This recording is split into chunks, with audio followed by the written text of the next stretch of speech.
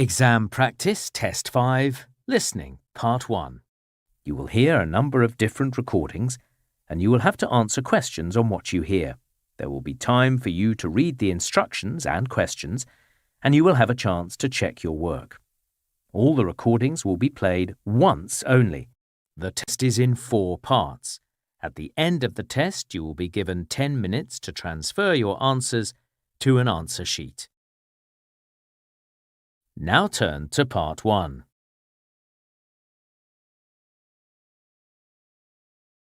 You will hear a conversation between a man who wants to make an insurance claim and a woman who works for an insurance company. First, you have some time to look at questions 1 to 4.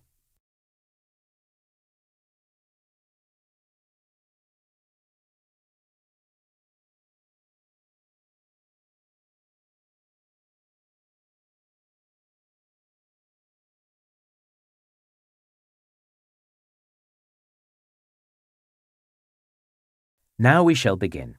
You should answer the questions as you listen because you will not hear the recording a second time. Listen carefully and answer questions 1 to 4.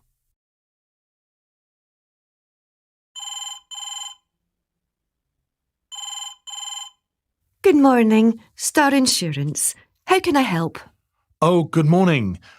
I'm calling to make an insurance claim. It's for damage to my house. All right. I'm just going to get a few details down first. What's your name, please? It's Greg Williams. OK, thank you. And what's your policy reference, please? Is that the long number with the letters in the middle? That's right. It's 05443 CHI 771. OK. Right, yes, I've got your details on the computer now. So, can I confirm your address? According to our records, you live at 102 Market Street in Northbridge. Is that right? That's correct. All right, good. And the last thing I need to check, what's the best phone number to get you on? Is it the number you're calling on now? No, I'm calling from work. Let me give you my mobile phone number. It's 018 669 925. Thanks. So, can you give me a description of the damage? When did the incident occur? Sunday the 17th of June. I see. And what was the cause of the incident? How did the damage happen? Right. No one was home at the time, which was fortunate, I suppose. There was a big storm, and I guess it blew down one of the trees at the back of our garden, and it smashed through the window in our daughter's bedroom. Yes, a good thing you were all out. So, have you got the window fixed? Not yet. Before you hear the rest of the conversation, you have some time to look at questions 5 to 10.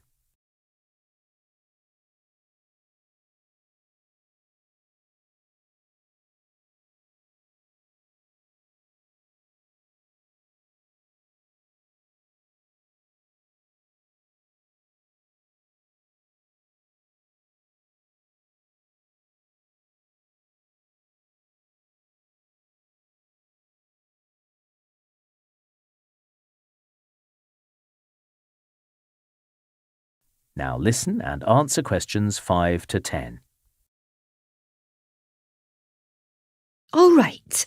And so, apart from the window, what are you claiming for? OK, like I said, it was my young daughter's room. Anyway, right below the window is her desk.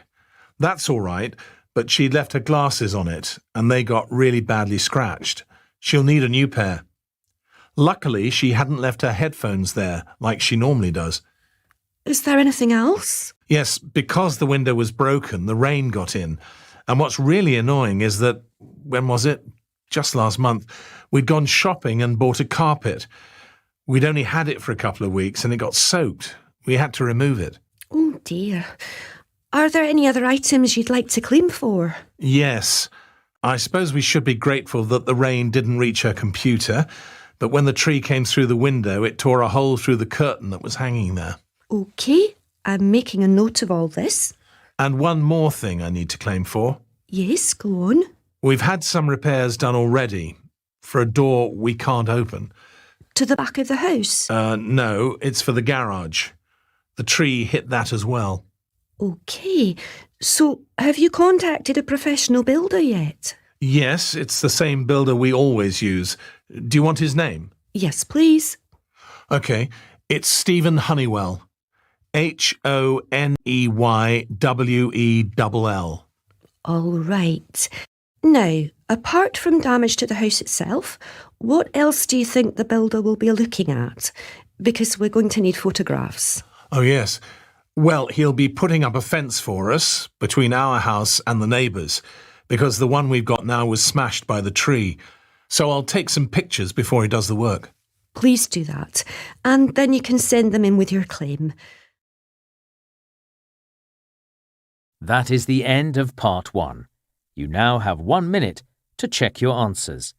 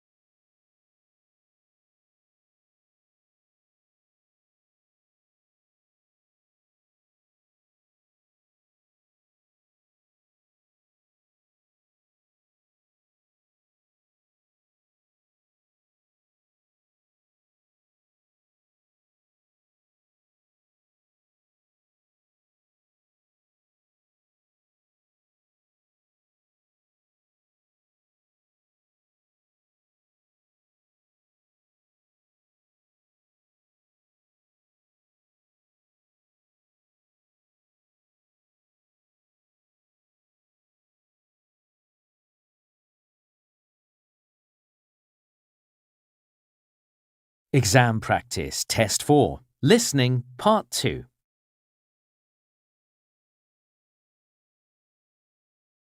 You will hear a woman who helps run a program called Young Explorer talking to participants. First, you have some time to look at questions 11 to 14.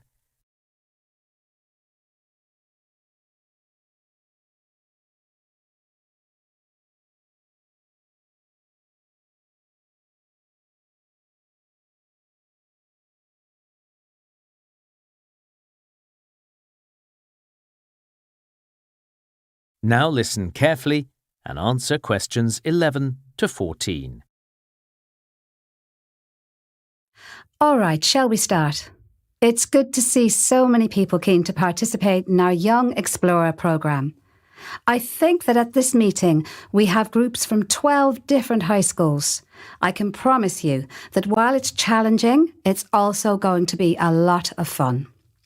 The Young Explorer programme offers some unique opportunities to participants.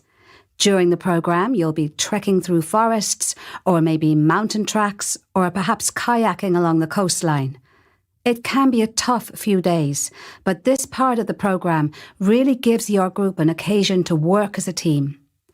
Some kind words and encouragement can go a long way, whether it's convincing someone they can walk the last 5 miles or helping them fit everything back inside their backpack. No one's in charge. It's all about cooperation, and please don't see it as a race. There are going to be moments when there is disagreement about which way to go or where to camp for the night, but here's the chance to listen properly to the opinions of others and reach a decision that's best for everyone. It's an opportunity not many other programs provide. Later this morning, you need to choose a weekend when you can attend some preliminary training.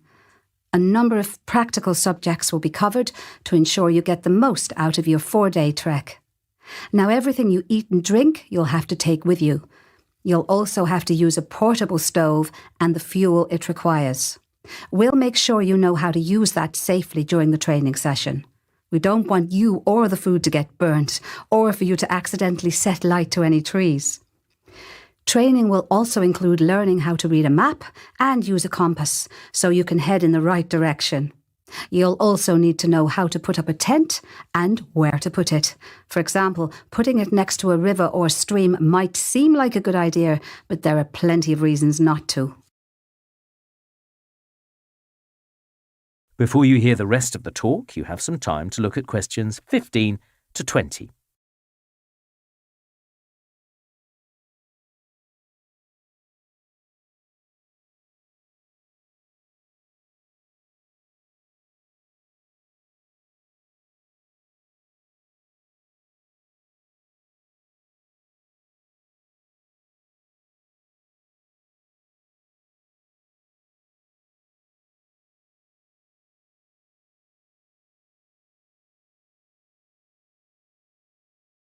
Now listen and answer questions 15 to 20. OK, there are 6 tracks on your list and your group can decide which track it wants to take. Each of them are about the same distance, but very different in other respects. The first one, North Face, that's one of my favourite tracks. It takes you high up into the mountains and the view is stunning. But we've just heard that some maintenance work is taking place, unfortunately, and so people aren't allowed to use it at the moment. But the other tracks are very interesting too. You've got Blue River, which I'd thoroughly recommend, but you need to keep an eye out when you're walking that track. It's easy to slip on the rocks when you're crossing the river, and you do have to cross it several times. Then there's Pioneer Track, which takes you through some native forest. You follow the track for about a day and a half, and then it comes to an end at a town called Richmond. It starts up again on the other side of town, and the rest of the route is along the coast. You might also consider Edgewater. You get to see some beautiful lakes and bird life. The only thing I'd say, though, is that it's very popular, and you'll probably come across a number of other groups out walking on the way. Number 5 on the list is the Murray Track. That one is certainly quite challenging. There are some very steep sections, and at some points you'd be walking right next to the cliff edge on a very narrow path. That's definitely a track where caution needs to be taken. Great views, though. And last but not least is Lakeside Track, which, as the name suggests, takes you along one of our biggest lakes. It has some terrific camping spots, but that also means it's a bit of a tourist attraction, and you could well be sharing the track with many other visitors. Anyway, it's up to you which track you decide to take. That is the end of part 2. You now have half a minute to check your answers.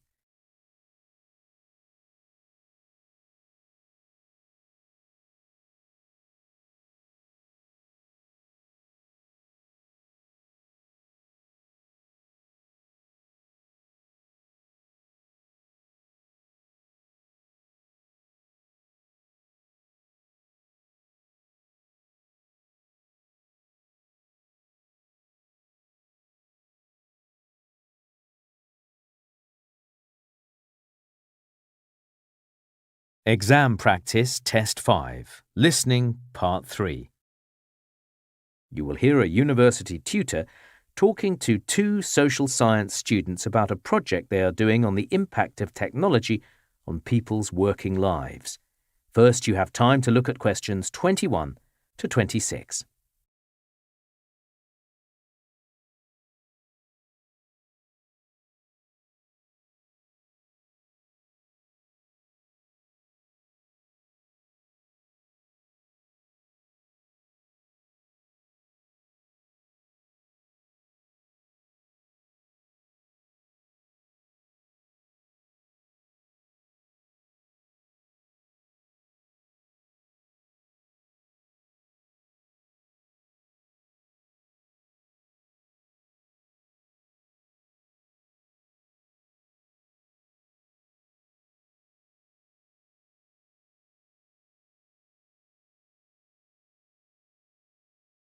Now listen carefully and answer questions 21 to 26.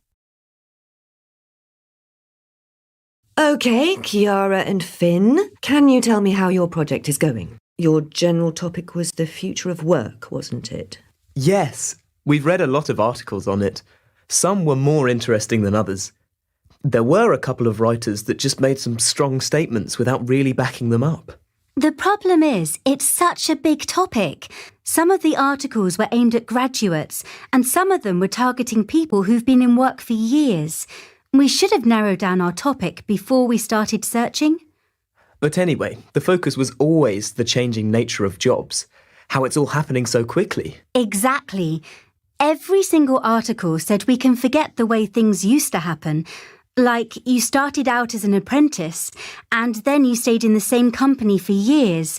That's over. I see that you've highlighted job title in your notes. Why's that? I think for some people, a job title used to define them. It was their identity. They worked their way up from the bottom, and eventually one day they became manager or head of department. And even in their social circle, outside of work, they wanted other people to know how long they'd been in a job. And now? It looks like we're moving away from the term job title. So, instead, a lot of businesses are hiring people to work on a project done or lead a team, but the contracts are temporary. Finn, do you think that's a big issue for young people? Having to move on once a project's finished? Not necessarily. It can be interesting to work in different places. People aren't always looking for a job that pays really well. It's more about gaining experience and creating a network. So money's not important? Well, I haven't started work myself, but according to all the articles I read, it's more about the different rates of pay. If you have a good salary, you probably have enough to enjoy life, but if you're only earning the minimum wage, how do you get by? That's my biggest worry. I looked at that Richards-Greaves survey on work-life balance. Oh, good. Only 48% of people believe that their work-life balance will improve. Is that a statistic that surprises you? It's hard to say. I wonder what the survey actually asked. Was it just, will your work-life balance improve? Or did the interviewers break that down?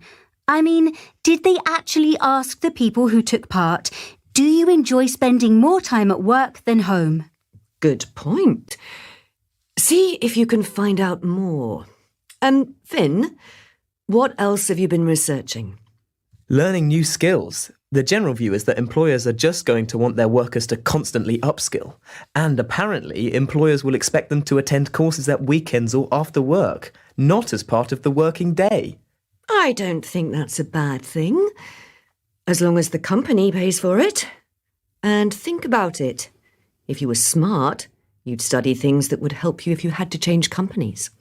I hadn't thought about that. Yes, good thinking. What about mobile technology? How might employees be affected now that phones and tablets make it possible to stay connected to work at all times? It's great. You can use mobile technology, your device, to work where you like, on the way to class or the office. The media often focuses on the negatives, but as far as I'm concerned, having a tablet I can carry with me means I can manage my studies and my family commitments more easily. I actually think that in the future, mobile technology will reduce employees' stress. Before you hear the rest of the talk, you have some time to look at questions 27 to 30.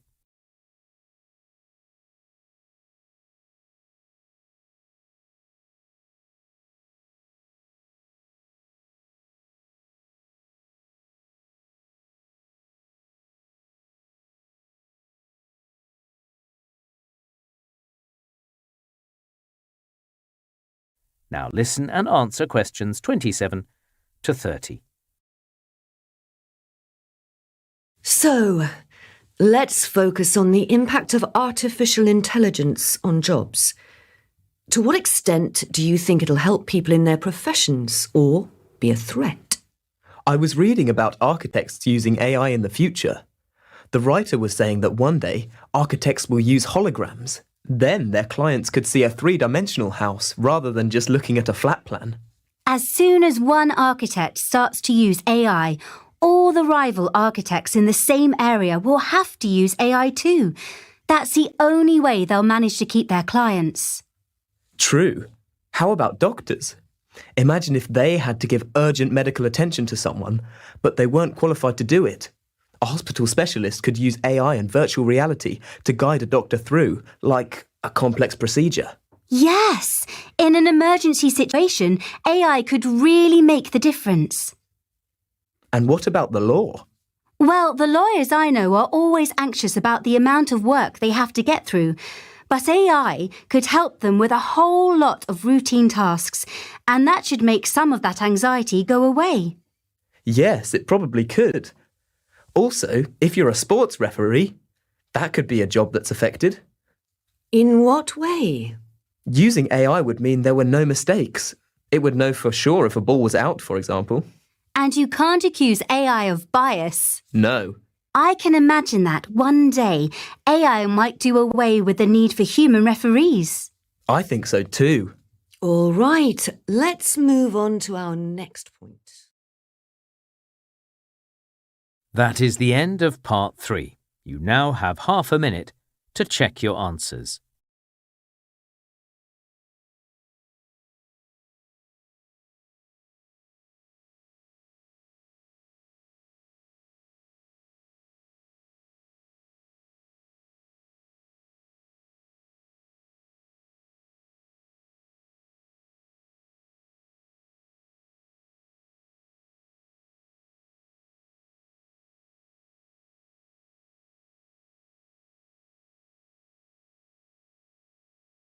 Exam practice, test 5, listening, part 4. You will hear a lecturer giving a presentation about the Klondike Gold Rush. First, you have some time to look at questions 31 to 40.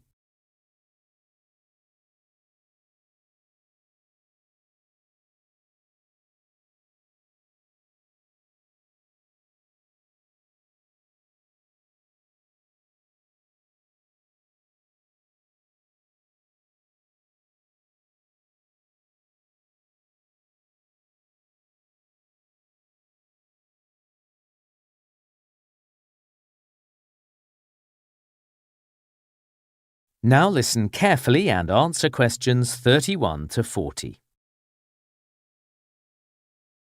Today, I'm going to talk about an incredible event in the history of Canada, the Klondike Gold Rush. Between 1896 and 1899, over 100,000 people set out to seek gold in the Klondike region, a remote area in northwestern Canada. Only 4,000 people were actually successful. Let's start by considering the journey people had to take in order to reach the Klondike River and start looking for gold. For most gold seekers, their journey began in Alaska, in a town on the coast called Skagway. From Skagway, one option was to take the White Pass Trail through the mountains. It probably looked easy enough at the beginning of the trail, but rocks made it difficult to make progress. On top of this, the men and their horses got stuck in the thick mud that covered long sections of the trail. The other option was the Chilkoot Trail. Now, although this trail was only about 35 miles long, it took about 3 months for the gold seekers to cover this distance. This is because the trail was incredibly steep, and people had to make the same trip multiple times in order to transport their equipment. Most people really had very little idea about how difficult the journey was going to be.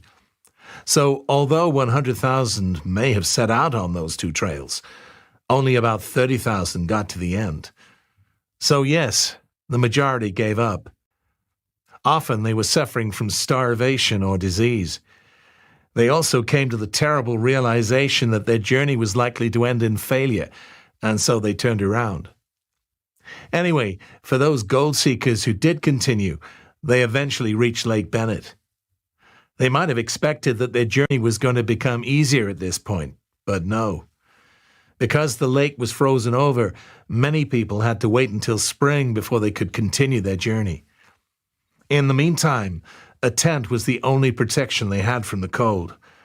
While they were waiting, people cut down trees and made boats. Once the ice melted, they could sail across the lake and start down the Yukon River. Again, this wasn't the end of their troubles. Once they reached a point of the river called Miles Canyon, things became very dangerous indeed. Many boats were destroyed in the rapids. In order to proceed down the Yukon River, the gold seekers needed to employ a real sailor, someone who could steer their boats and get through the canyon safely. From here on, the worst was over, and the gold seekers could sail to a place called Dawson at the mouth of the Klondike River.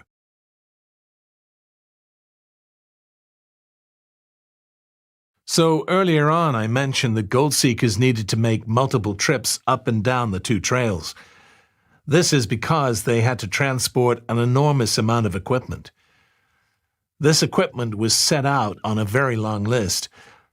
It was actually the police who gave gold seekers the list, since they knew how unprepared many people were for the journey.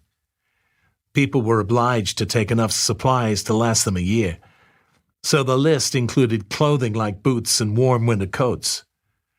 There was also the food the gold seekers required. Perhaps items like tea weren't too hard to carry, but 400 pounds of flour would have been very heavy indeed. The gold seekers had to take a lot of tools as well, everything they needed for digging, for building, and so on. Things like rope were essential and could be packed away without too much difficulty. But imagine having to carry 2 or 3 buckets with you. All these things were compulsory. So, some people became very successful because of the gold rush, and not because they'd actually found gold themselves. Those who were business-minded saw many opportunities. They sold the supplies that the gold seekers needed. They established hotels and so on. And then there were people like Jack London. London was one of the gold seekers that actually survived the terrible journey, but he didn't find much gold. Still, he was inspired to write. Through his vivid description, his readers could share the feeling of adventure, even from the comfort of their armchair. Finally, it wasn't just men that tried to seek their fame and fortune.